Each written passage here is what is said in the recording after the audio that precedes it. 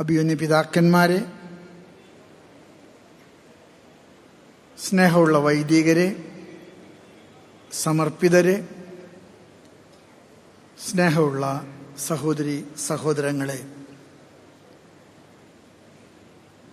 പ്രിയങ്കരനായിട്ടുള്ള അഭിമന്യ പിതാവ് ആന്റണി വാലുങ്കൽ മെത്രാന്റെ അഭിഷേകത്തിൽ എൻ്റെ മനസ്സിൽ ആദ്യം വരുന്നൊരു ചിന്ത ജെറേമിയയുടെ പുസ്തകത്തിലെ 3-ാമത്തെ അധ്യായത്തിലെ 15-ാമത്തെ വചനമാണ്.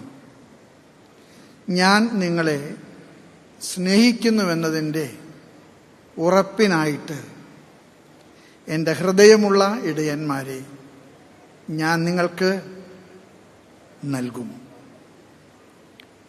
ഒരുപക്ഷെ ഒരു പുതിയ ഇടയൻ ഇന്ന് അഭിഷിക്തനാകുകയാണ്. വരാപ്പുഴ അതിരൂപതയിലെ അഭിമന്യ മെത്രാപ്പോലീത്ത ജോസഫ് കളത്തിപ്പറമ്പിൽ പിതാവിനെ സഹായകനായിട്ട് ദൈവം തൻ്റെ വാക്ക് പാലിക്കുകയാണ്. ദൈവത്തിൻ്റെ ഹൃദയം കടം കൊടുത്ത ഒരിടയൻ നമുക്ക് നൽകിയതിനെ ദൈവത്തോട് നമുക്ക് നന്ദി പറയാം. ഞാൻ പുതിയ മെത്രാന്മാരുടെ പരിശീലനത്തിന് ചെന്നപ്പോൾ പരിശുദ്ധ പിതാവ് ബെനഡിക്ട് 16 മാർപ്പാപ്പ ഞങ്ങൾക്ക് അർപ്പിച്ച കുർബാനയിലെ യോഹന്നാന്റെ സുവിശേഷം 10-ാമത്തെ അധ്യായം 7 തുടങ്ങി 18 വരെയുള്ള വചനങ്ങൾ പരിശുദ്ധ പിതാവ് വ്യാഖ്യാനിച്ചിട്ട് പറഞ്ഞു, ഞാൻ നിങ്ങളോട് 5 ഓർമ്മപ്പെടുത്തലുകൾ മെത്രാന്മാരെന്ന നിലയ്ക്ക് പറയാൻ ആഗ്രഹിക്കുന്നുണ്ട്. ഒന്നാമത്തേത്, നല്ല ഇടയൻ ആടുകളെ പേര് ചൊല്ലി വിളിക്കുന്ന ഇടയനായിരിക്കണം. ഒരുപാട് അർത്ഥമുള്ളൊരു പ്രയോഗമാണ്. അതിൻ്റെ പിറകിൽ ഒരുപാട് ഹൃദയവികാരങ്ങളുണ്ട്. പേര് ചൊല്ലി വിളിക്കാൻ മാത്രം വൈദികരും സമർപ്പിതരും ജനങ്ങളുമായിട്ട് ഹൃദയ അടുപ്പമുള്ള ഒരിടയൻ. 2, ഇടയൻ മുൻപേ നടക്കണം. ഒരുപക്ഷെ ഞങ്ങൾ ഇടയന്മാരെല്ലാം ഒരുപാട് നിങ്ങളോട് സംസാരിക്കുന്നവരാണ്. സംസാരിക്കുന്നതിനേക്കാൾ കൂടുതൽ ജീവിത മാതൃക കൊണ്ട് നിങ്ങളോട് സംസാരിക്കാൻ കഴിയട്ടെ. ഞാൻ സെമിനാരിയിൽ പഠിക്കുമ്പോൾ ഞങ്ങളുടെ സെമിനാരി കാണാൻ മദർ തെരേസ വന്ന് ഓർക്കുന്നുണ്ട്. 3 മിനിറ്റേ സംസാരിച്ചുള്ളൂ. ഞങ്ങൾക്ക് വലിയ സങ്കടമായി. കാരണം ഞങ്ങൾ കൂടുതൽ കേൾക്കാൻ ആഗ്രഹിച്ചു. മദറിനോട് ഞങ്ങൾ ചോദിച്ചു, എന്താ കുറച്ച് മാത്രം സംസാരിച്ചത്? മദർ പറഞ്ഞു, എനിക്ക് സംസാരിക്കാൻ അറിയില്ല, ഞാൻ ജീവിക്കുന്നതാണ് എൻ്റെ പ്രസംഗം.